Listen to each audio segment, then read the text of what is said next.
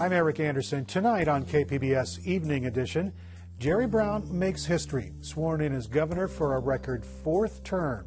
He says California is at a crossroads. And follow the arrow of time into the new year. I'm Peggy Pico with popular theoretical physicist Sean Carroll on how time works and why it matters. Just ahead.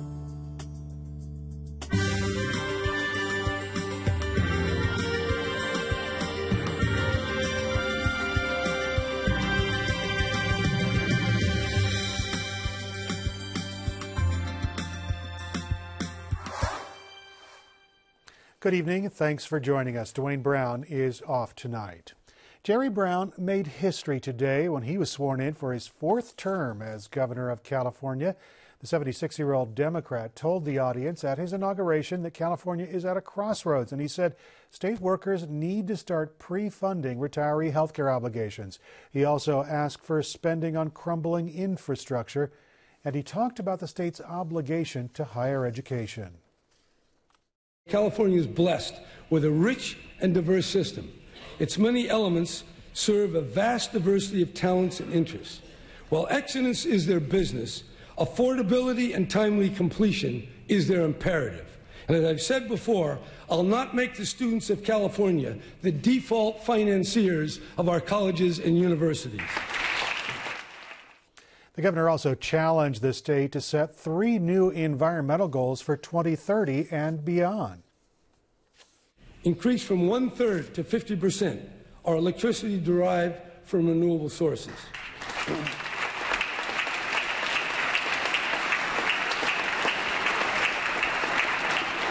2, and even more difficult, reduce today's petroleum use in cars and trucks by up to 50%. 3, double the efficiency of existing buildings and make heating fuels cleaner. Brown recalled his father's first inauguration back in 1959 and said many issues that Governor Pat Brown raised haven't gone away. That includes discrimination, air pollution, and a realistic water program. Brown will release his budget proposal for the coming year on Friday.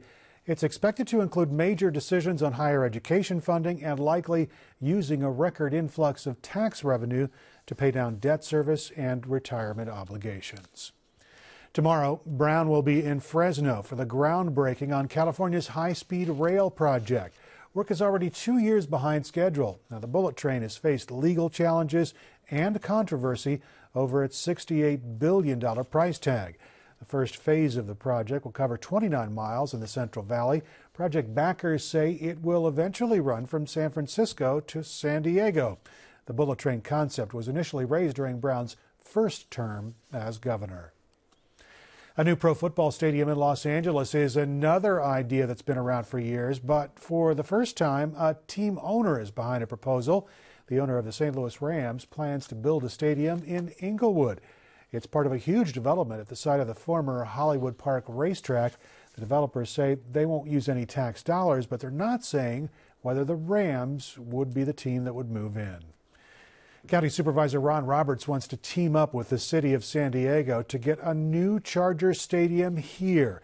It was part of his inaugural address this morning. Roberts and Supervisor Bill Horn were both sworn in for new terms, along with Sheriff Bill Gore and District Attorney Bonnie Dumanis. This was also Inauguration Day for County Clerk Ernie Dronenberg and Treasurer Tax Collector Dan McAllister.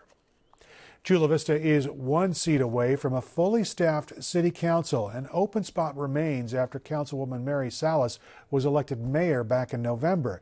Now, a new rule allows Salas and the remaining council members to appoint someone to fill the seat instead of having a special election. Today, they're going to submit to the city clerk their top candidates out of the 44 applicants.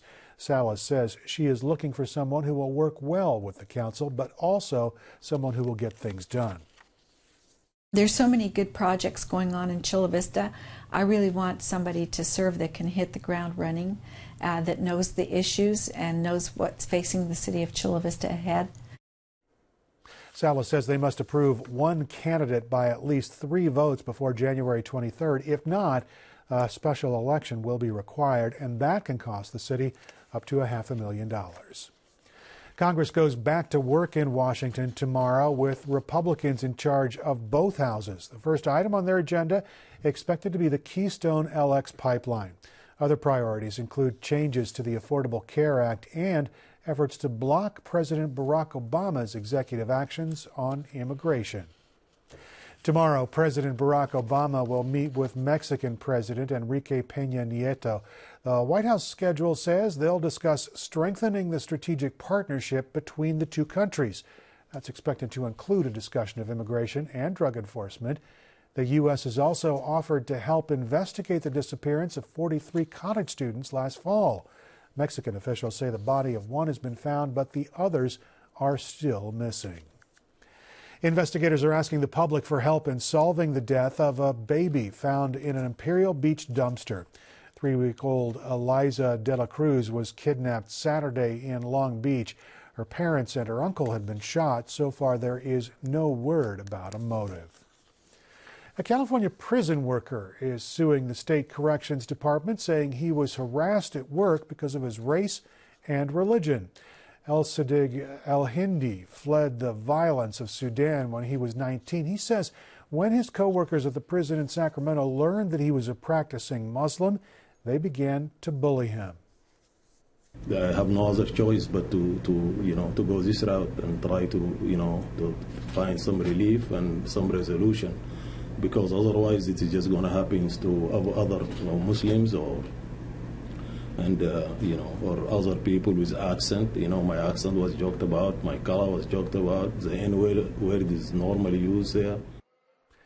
The Council on American Islamic Relations is helping with the lawsuit. The California Department of Corrections and Rehabilitation has 60 days to respond.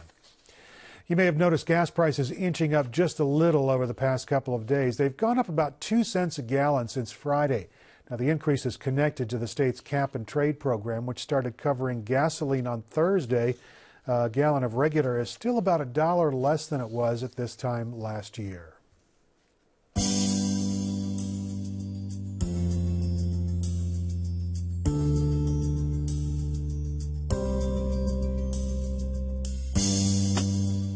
Tomorrow night, SeaWorld will take its plans for an expanded killer whale habitat before a city advisory committee. The Blue World Project is a 10 million gallon tank going as deep as 50 feet. The information will be presented to the Mission Bay Park Advisory Committee. This will only be an informational meeting with no action expected by the committee. Construction is expected to begin by the end of this year. There was a rally at the state capitol today urging lawmakers to take action on genetically modified foods. The Save Our Species rally was organized by the California State Grange. They want the legislature to require labeling for GMO foods and more regulation of pesticides. Lately, gluten-free foods have been claiming more and more space on grocery store shelves, but KPBS science reporter David Wagner says the commercial take on gluten doesn't always square with the science. See, they even have millet chia, so they're trying a different one. I haven't tried that one yet. Roxy Johnson spots new gluten-free products each time she goes grocery shopping at her local Whole Foods. This is gluten-free, and I think on this side is gluten-free too, so yes. Johnson was diagnosed with celiac disease back when hardly any companies made gluten-free anything. 16 years ago, there was nothing, nobody knew anything about it, and just this last 2 years, it's just exploded. Johnson says today, people with celiac can choose from rows of gluten-free cereals, breads, flour substitutes. This is actually bagels. And that's great because they need to avoid gluten, the protein found in wheat and some other grains. So I usually try to get this, which has corn first, but flax, quinoa, and amaranth. Even small amounts of gluten can damage their digestive systems. You want to be on the safe side still as much as possible. But Johnson has also started seeing a lot of questionable products. Foods that have always been gluten-free are suddenly scrambling to advertise that fact. Even products that no sane person would ever eat are now labeled gluten-free, like this shampoo prominently displayed near the registers. The gluten doesn't go through your skin and into your system. You have to eat it. So unless you're planning on eating that shampoo, it doesn't matter. You can use any shampoo. Whole Foods stocks everything from gluten-free yogurt to gluten-free salsa. There's even gluten-free glass cleaner. On certain things that are labeled gluten-free, that's just going to confuse people rather than help the issue. Liquor companies are also riding the gluten-free wave. At Kill Devil Spirit Company in Spring Valley, the stills are churning as Ray DeGilio shows me around. The spirit gets redistilled, in this case 6 more times, before it comes out. He describes one of his microdistillery's products. It's a vodka, but DeGilio says it isn't like Grey Goose or Absolute. His vodka is local, unfiltered, distilled in small batches. He also points out that it's gluten-free. The gluten-free thing was a choice that we made internally to say, let's be conscious of this and this trend and these people who, may have this problem, this insensitivity. DeGilio didn't reinvent vodka to get rid of gluten. He sees gluten-free marketing as a way to reassure certain customers about what's in his product.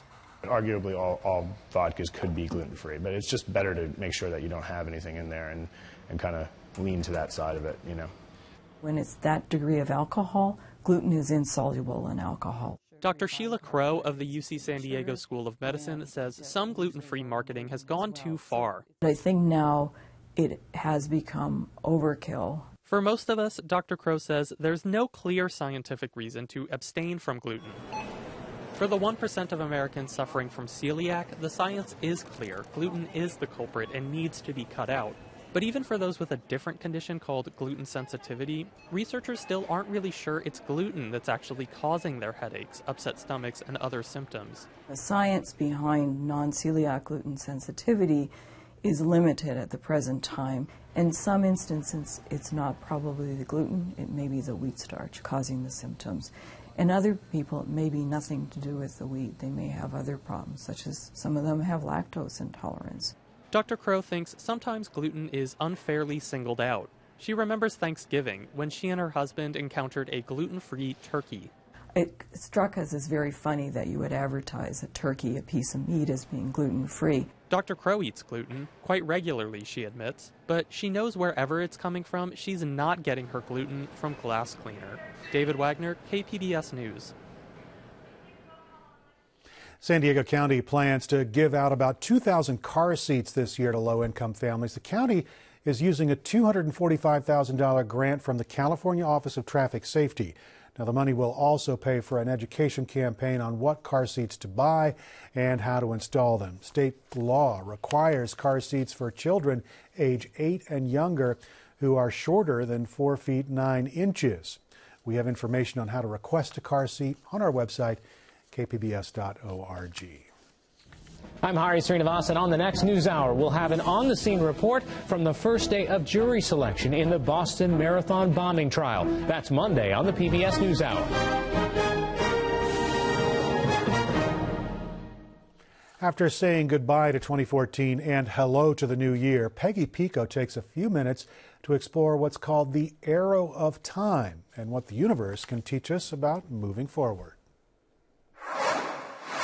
Of course, we know the past is different from the future, but still, as my guest puts it, why can you remember yesterday but not tomorrow, or turn an egg into an omelet but can't turn an omelet into an egg? Joining me with answers to his own questions and why understanding the universe matters is theoretical physicist and Caltech researcher Sean Carroll, whose most recent books include The Particle at the End of the Universe and From Eternity to Here. Sean, welcome. Thanks for having me, Peggy. Now, there's nothing like trying to boil down centuries worth of research into the answer for this question, which is, what is time? Well, you know, the universe that we live in consists of all this stuff, and the stuff moves around a little bit. And time is basically the label that says which moment in the history of the universe we're at. It's like which frame of a movie or which page of a book. That's really all time is. And I understand from reading your work, it goes from organized to disorganized, and that's sort of a measure of time? Well, that's what makes time special. That's what makes the past different from the future.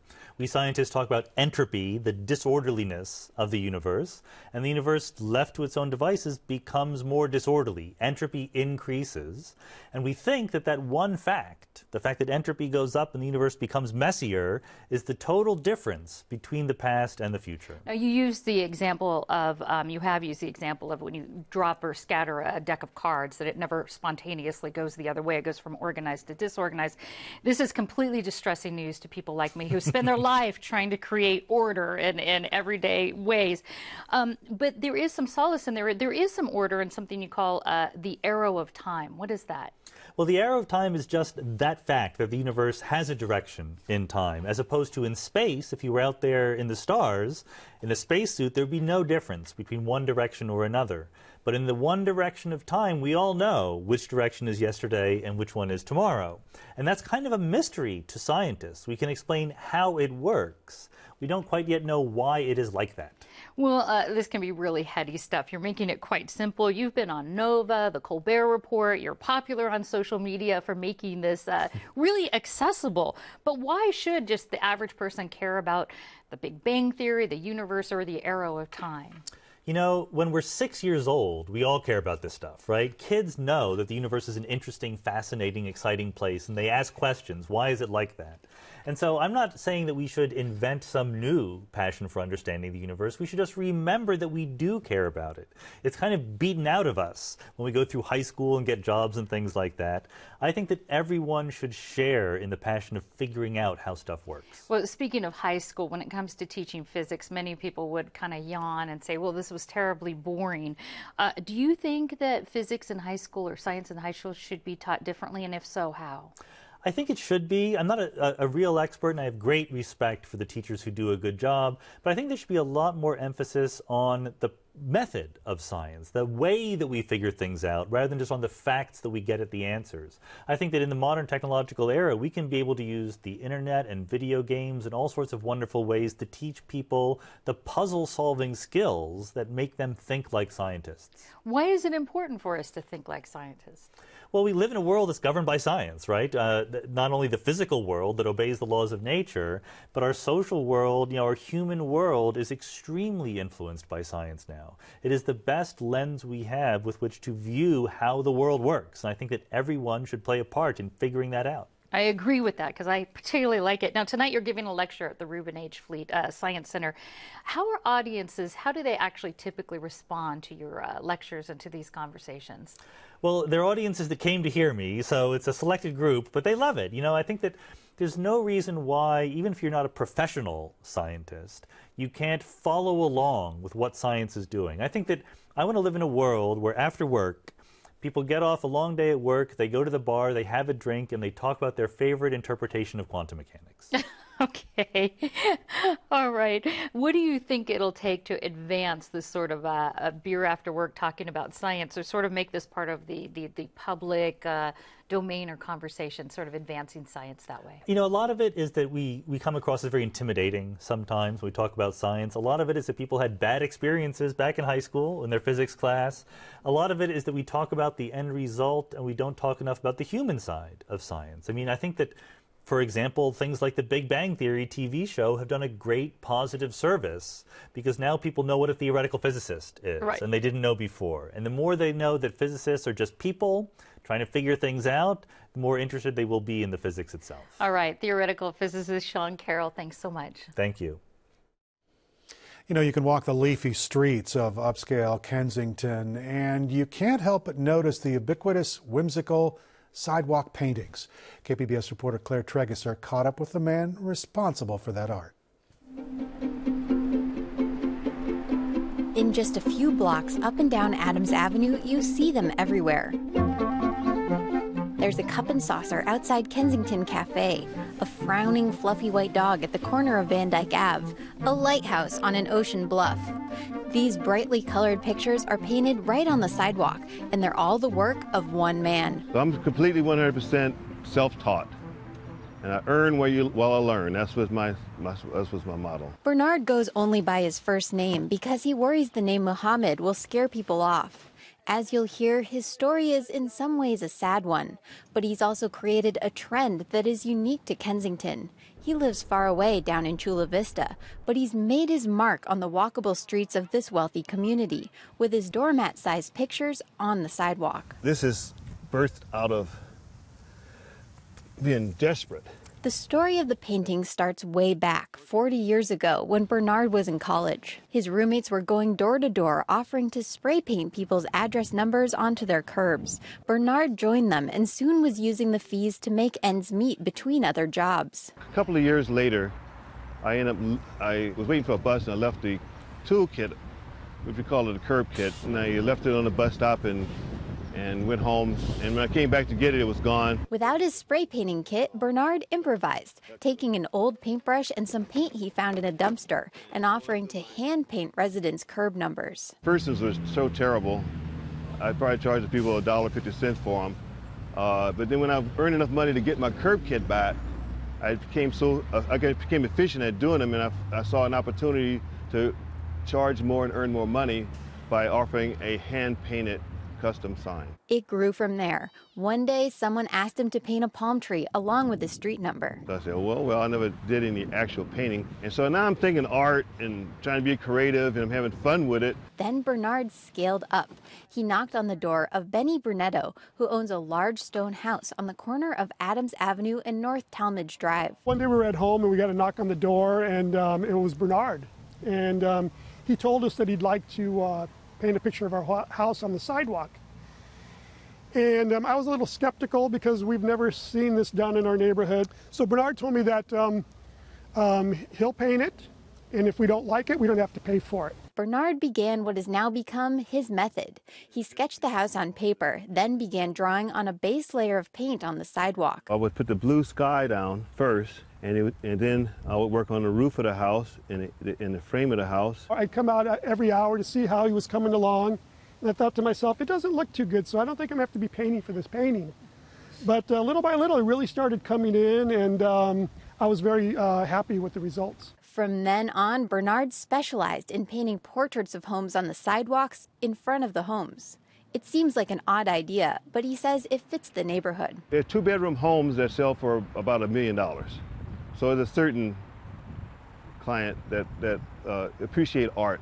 Without Kensington and the type of neighborhood this is, the people are walking their dogs, they're jogging, they're strollers with their babies. And he's been welcomed by the neighborhood.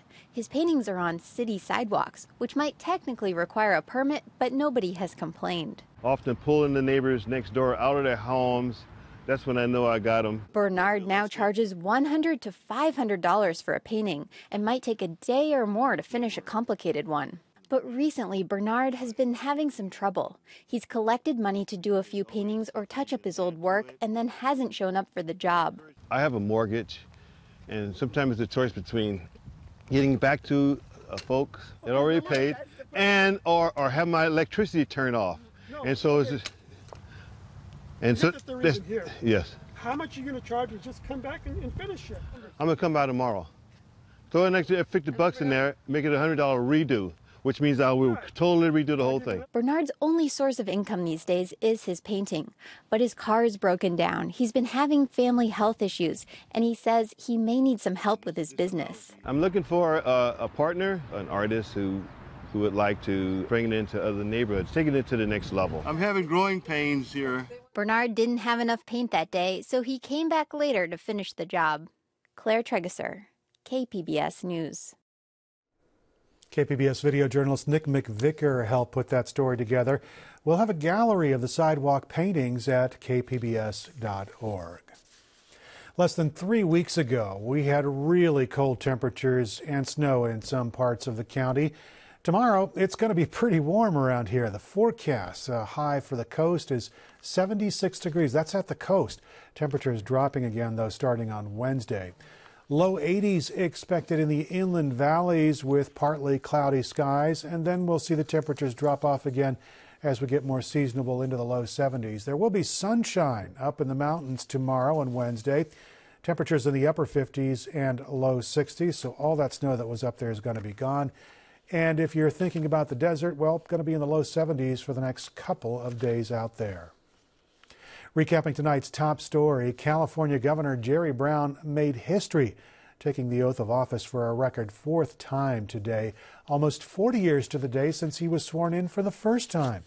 He says the state's at a crossroads as he laid out his 4th-term agenda. California is blessed with a rich and diverse system. Its many elements serve a vast diversity of talents and interests. While excellence is their business, affordability and timely completion is their imperative. And as I've said before, I'll not make the students of California the default financiers of our colleges and universities. The governor, of course, referring to a looming battle over a planned tuition increase at the University of California. He'll release his new budget proposal on Friday. After being sworn in today, the governor stopped in at the People's Inauguration Party outside the Capitol. Labor leaders were serving up hot dogs. The Sacramento Bee says that Brown took his with mustard only. Now here's a look at what we're working on for tomorrow in the KPBS newsroom. After a long hiatus, there's a new leader for the Citizens Review Board to keep an eye on the San Diego Police Department. We'll have that story tomorrow on Morning Edition. And then at noon on KPBS Midday Edition, we're not the meth capital of the world anymore, but it's still a problem in San Diego. We'll check out the latest statistics from the county's meth strike force. You can find tonight's stories on our website, kpbs.org/evening edition. Thanks very much for joining us. We'll be back here again tomorrow night. Have yourself a great evening.